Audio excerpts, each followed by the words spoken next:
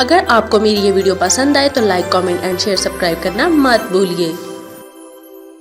السلام علیکم دوستو، جیسا کہ آپ لوگ جانتے ہیں ہم پڑھ رہے ہیں سیرت نبی صلی اللہ علیہ وسلم، لیکن شروع کرنے سے پہلے میری آپ سب سے گزارش ہے کہ ایک دفعہ نبی کریم صلی اللہ علیہ وسلم پر درود شریف پڑھ دیں، اور اس کے بعد جہاں بھی نبی کریم صلی اللہ علیہ وسلم کا نام مبارک آئے وہاں پر درود شریف ضرور پڑھیں، اور اگر آپ درود شریف نہیں پڑھ سکتے تو کم از کم صلی اللہ علیہ وسلم ضرور کہیں۔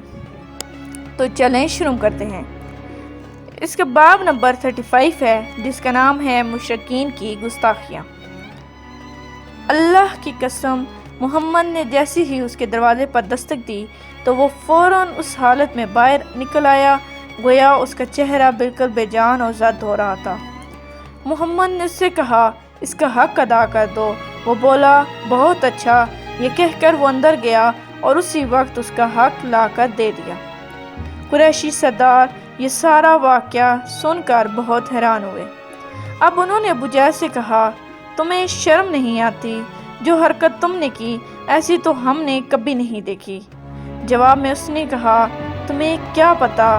جو نہیں محمد نے میرے دروازے پر دستک دی اور میں نے ان کی آواز سنی تو میرا دل خوف اور دہشت سے بھر گیا۔ پھر میں باہر آیا تو میں نے دیکھا ایک بہت قداور اونٹ میرے سر پر کھڑا ہے۔ میں نے آج تک اتنا بڑا اونٹ کبھی نہیں دیکھا تھا۔ اگر میں ان کی بات ماننے سے انکار کر دیتا تو وہ اونٹ مجھے کھا لیتا۔ کچھ مشرک ایسے بھی تھے جو مستقل طور پر آپ کا مذاق اڑایا کرتے تھے۔ اللہ تعالیٰ نے ان کے بارے میں ارشاد فرمایا، ترجمہ، یہ لوگ جو آپ پر ہنستے ہیں اور اللہ تعالیٰ کے سوا دوسروں کو معبود قرار دیتے ہیں، ان سے آپ کے لیے ہم کافی ہیں۔ سورۃ الحجر آیت 95۔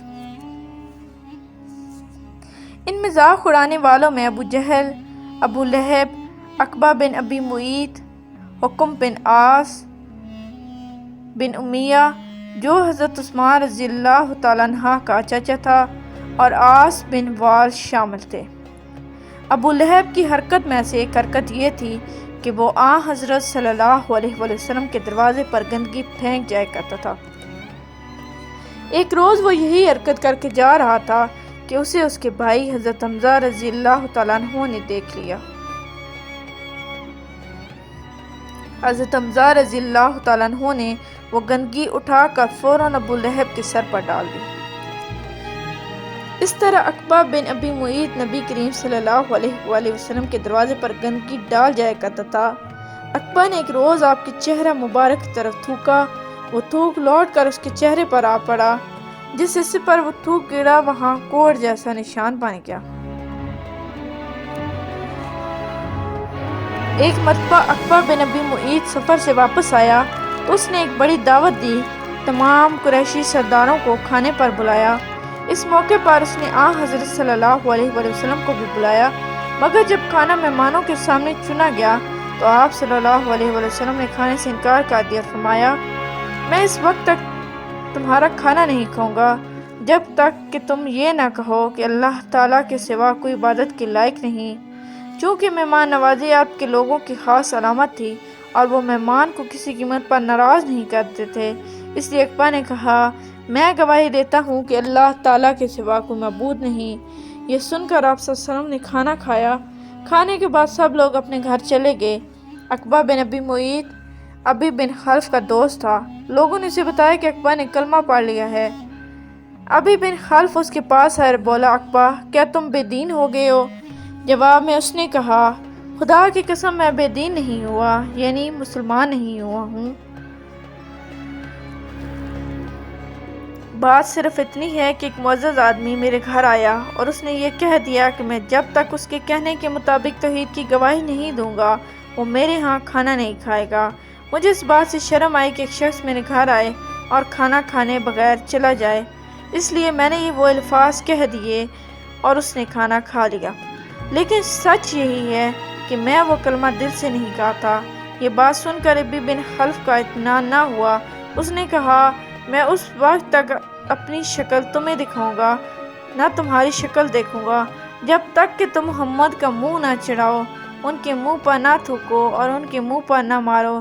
یہ سن کر عقبہ نے کہا، یہ میرا تم سے وعدہ ہے۔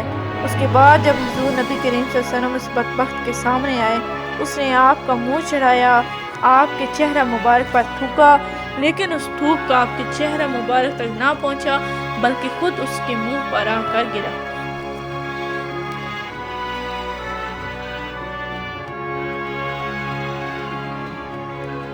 اس نے محسوس کیا گویا آگ کا کوئی انگارہ اس کے چہرے پر آ گیا، اس کے چہرے پر جلنے کا نشان باقی رہ گیا اور مرتے دم تک نہ رہا۔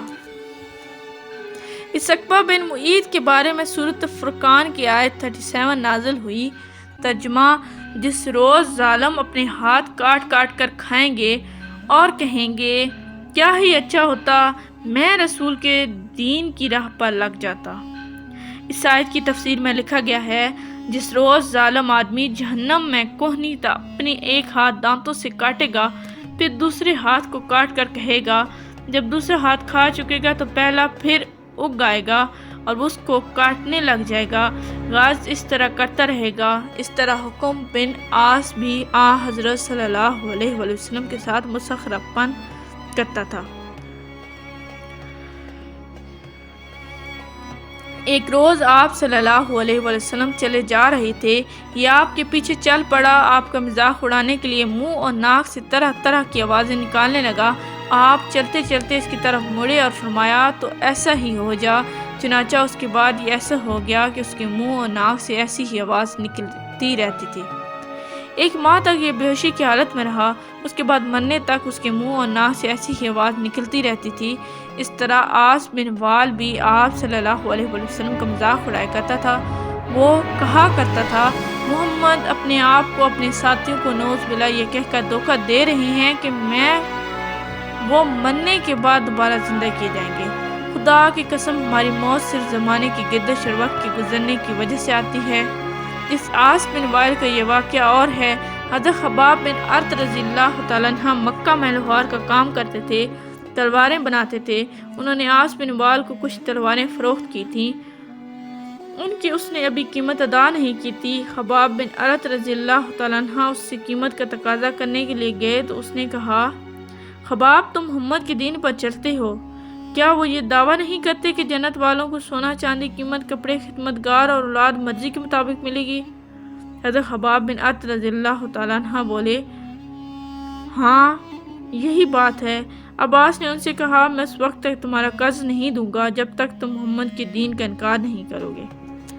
اب تک کے لیے اتنا ہی، ملتے ہیں اگلے باب میں، تب تک کے لیے اللہ حافظ۔ Please like, subscribe and share our channel and press the bell icon for more videos.